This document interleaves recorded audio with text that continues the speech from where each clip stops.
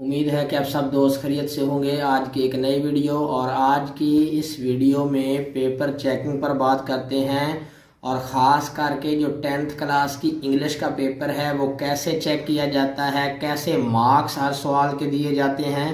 तो इस वीडियो में 10th क्लास की इंग्लिश की जो आंसर की है, मरूजी वाले सवालात की जो आंसर की है और तमाम सवालात के कैसे कैसे आप दोस्तों को मार्क्स दिए जाने हैं, जो बोर्ड्स की तरफ से एग्जामिनर को आंसर की दी जाती है कि इसके मुताबिक जो इंग्लिश का पेपर चेक करना है और बच्चों को मार्क्स देने हैं, कहाँ कहाँ से मार्क्स कट करने हैं और कैसे कट करने हैं। एक मैं बात बता दूं कि पंजाब के जितने भी बोर्ड्स हैं, फैसलाबाद, लाहौर, मुल्तान, साहिवाल, सरगोदा, डीजी खान, बहावलपुर, जितने भी बोर्ड्स हैं, तमाम बोर्ड्स के जो रूल्स हैं पेपर चेकिंग के वो सेम हैं। तो जितने भी देखने वाले बच्चे हैं वो ये समझे कि ये तमाम बोर्ड्स के सेम रूल हैं और यही तरीकाकार हर बोर्ड पर लागू होगा। तो आज की इस वीडियो में 10th क्लास की इंग्लिश की जो आंसर की है वो आप दोस्तों के साथ मैं शेयर करता हूं। तो जल्दी से चैनल को सब्सक्राइब करना है, वीडियो को लाइक भी करना है ताकि आप दोस्तों को मज़ीद इस तरह की लेटेस्ट वीडियोस और इन्फॉर्मेशन मिलती रहे। ये 10th क्लास की आंसर की है। इस की के ज़रिए हम इंग्लिश का जो पेपर है उसको चेक करते हैं। सबसे पहले ये इंग्लिश के जो मरूज़ी सवालात हैं, जो MCQs हैं, उनको चेक करने के लिए ये हमारे पास कोड के हिसाब से जवाबात होते हैं। ये एक कोड के हैं, ये दूसरे के हैं, ये तीसरे के हैं और ये नंबर 4 के हैं। तो ये चार जो कोड आपको, चार कोड वाले पेपर मिलते हैं 1 2 3 4 स्टार के हिसाब से। ये वो हमारे पास जवाबात मौजूद होते हैं जो हम चेक करते हैं। ये देखें, ये नंबर 10 का A और B लिखा हुआ है, यानी इंग्लिश का पेपर है डीजी खान बोर्ड का। तो अगर किसी बच्चे ने A या B लगाया है तो उसका ठीक है। और ये नंबर 14 में भी B और C है, अगर किसी बच्चे ने ये लगाया है तो ये ठीक है। दो दो ऑप्शन जो हैं ठीक हैं। ये वो मरूज़ी की आंसर की है। इस की को देखकर आपका मरूज़ी का जो पेपर है वो चेक किया जाता है। तो जब भी आप लोगों ने पेपर अपना करना है, अपना मरूज़ी वाला जो कोड है सबसे पहले वो हर हार में लगाना है।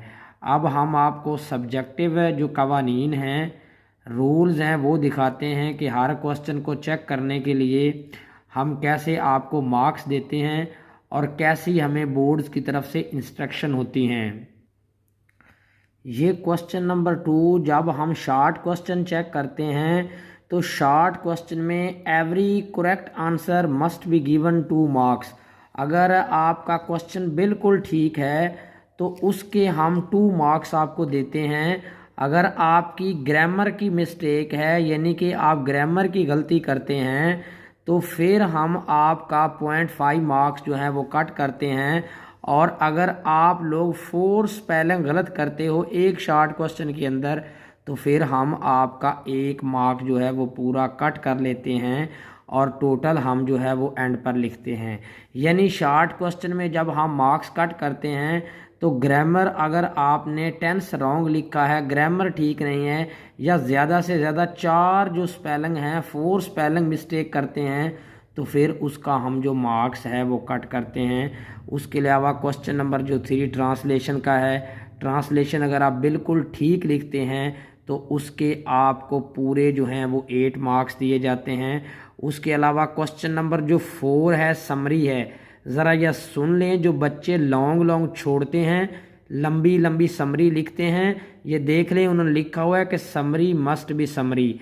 समरी ही समरी होनी चाहिए, नॉट एन ऐसे एक मजमून नहीं होना चाहिए। बहुत से बच्चे 3-3 4-4 पेज पर समरी लिख देते हैं तो फिर उनके 1 या 2 मार्क्स जो हैं वो कट हो जाते हैं। कोशिश करें कि जो समरी होती है उसको कम से कम लिखें और बात अपनी कंप्लीट किया करें। 1 या 1.5 पेज तक जो समरी है उसको कंप्लीट कर लेना चाहिए। बाज़ बच्चे 4-4 पेज पर समरी को एक ऐसे बना देते हैं और फिर उनका जो मार्क्स हैं वो कट जाते हैं और एंड पर वो कहते हैं कि हमारे मार्क्स जो हैं वो ज़्यादा क्यों नहीं आए हैं। फिर वो बच्चे जो समरी नहीं लिखते हैं वो तशरीह करते हैं। अगर वो रेफरेंस लिखते हैं तो उसका 1 मार्क है अगर वो कॉन्टेक्स्ट लिखते हैं तो उसका 1 मार्क है, नीचे उसको एक्सप्लेन अगर करते हैं तो उसके 3 मार्क्स होते हैं।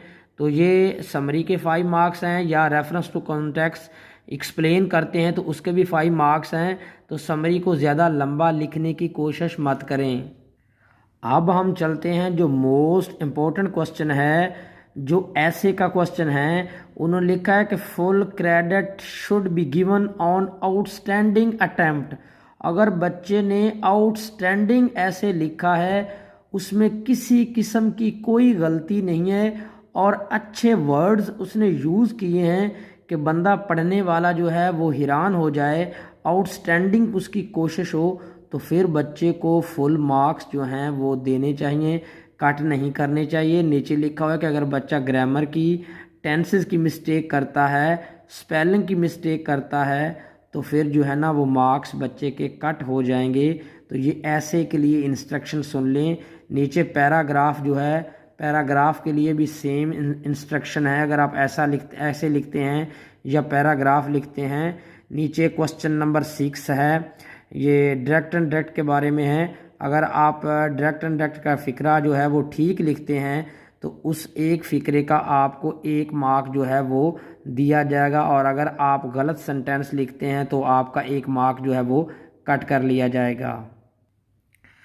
जो क्वेश्चन नंबर 7 है, जो पेयर ऑफ वर्ड्स का क्वेश्चन होता है, इसमें जो 1 होता है उसके 0.5 मार्क होता है, और अगर पूरा वो लिखते हैं तो उसका 1 मार्क होता है। अगर उसमें किसी किस्म की कोई गलती नहीं होती तो बच्चे को 1 नंबर दिया जाता है। उसके अलावा क्वेश्चन नंबर जो 8 है, जो उर्दू का एक पैरा होता है, उसकी इंग्लिश करनी होती है। अगर बच्चा ग्रामर के हिसाब से, टेंस के हिसाब से बिल्कुल ठीक लिखता है तो उसके भी फुल मार्क्स दिए जाते हैं। तो बोर्ड्स के इम्तहानात में जब आपका इंग्लिश का पेपर चेक किया जाता है तो इन तमाम रूल्स को देखकर, इनको मद्देनज़र रखते हुए आपको मार्क्स जो हैं वो दिए जाते हैं। तो इन तमाम असूलों को देखें, अच्छी तरह वीडियो को देखें, ताकि आपको नेक्स्ट टाइम पता चल सके कि आपने इन तमाम मिस्टेक से बचना है और फुल मार्क्स लेने के लिए आप लोगों ने क्या करना है।